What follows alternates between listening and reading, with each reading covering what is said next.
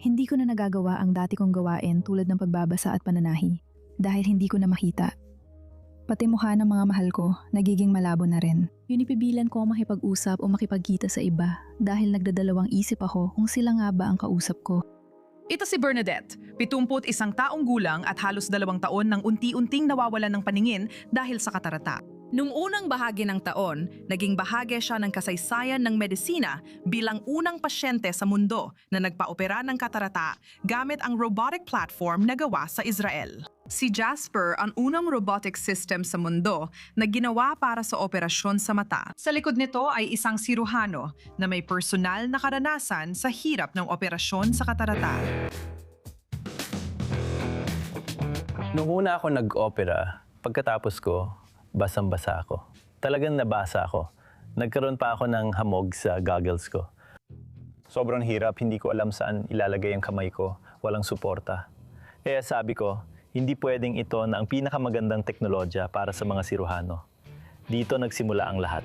Ang ideyang iyon ang naging Foresight Robotics, kumpanyang tumutugon sa lumalalang pandaigdigang krisis sa paningin, ayon sa mga eksperto. Mahigit 600 milyong tao sa buong mundo ang Tinatayang nangangailangan ng operasyon sa katarata, pero mga 30 milyong tao lang ang naooperahan kada taon. Ang pangunahing problema ay kulang tayo sa mga surgeon, kulang tayo sa mga taong pumapasok sa medisina, pero mabilis na dumarami ang bilang ng mga pasyente. Hindi layunin palitan ang mga surgeon, kundi bigyan ng sila ng dagdag na kasangkapan. Si Jasper ay high-tech na extension ng kamay gamit ang robotic arms, 4K camera at malalakas na computer para sa eksaktong galaw sa loob ng mata. Ang surgeon ay komportableng nakaupo sa console, pinapanood ang pinalaking live na view at ginagabayan ang lahat ng real-time na hindi kailangan mag-scrub in. Sa hinaharap, gagamitin pa si Jasper sa iba pang operasyon sa mata, gaya ng retina surgery. Ngayon, ilang cataract surgery ang karaniwang isinasagawa ng isang surgeon. Kaya ngayon, gumagawa sila ng mga 10 hanggang 20 at kung ikaw ang pinakamagaling, kaya mong umabot ng 30 sa isang araw. Sa tingin mo, ilang operasyon realistically ang kaya mong gawin araw-araw gamit ang Jasper system? Tinatayang mga 70 hanggang 80 procedure sa isang araw. Noong Hunyo noong nakaraang taon, nakatanggap ang Foresight Robotics ng dolyar, 128 milyon sa Series B funding dahil ang paggawa ng robot na kayang mag-opera sa mata ay nangangailangan ng higit pa sa mga surgeon.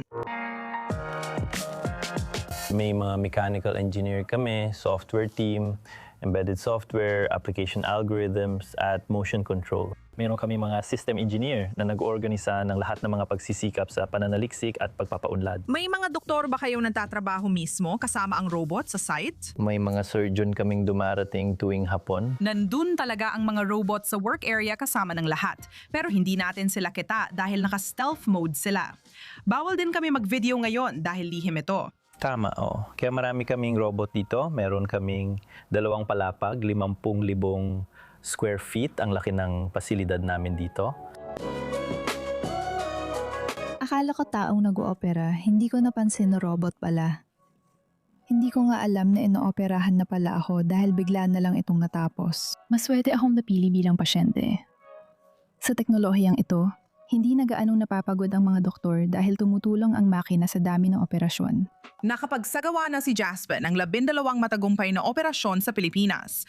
Nagpaplanong ilunsad ng Foresight Robotics ang robotic system sa US at kumukuha ng FDA approval upang mas maraming pasyente tulad ni Bernadette ang makakita muli ng malinaw at ligtas ang operasyon.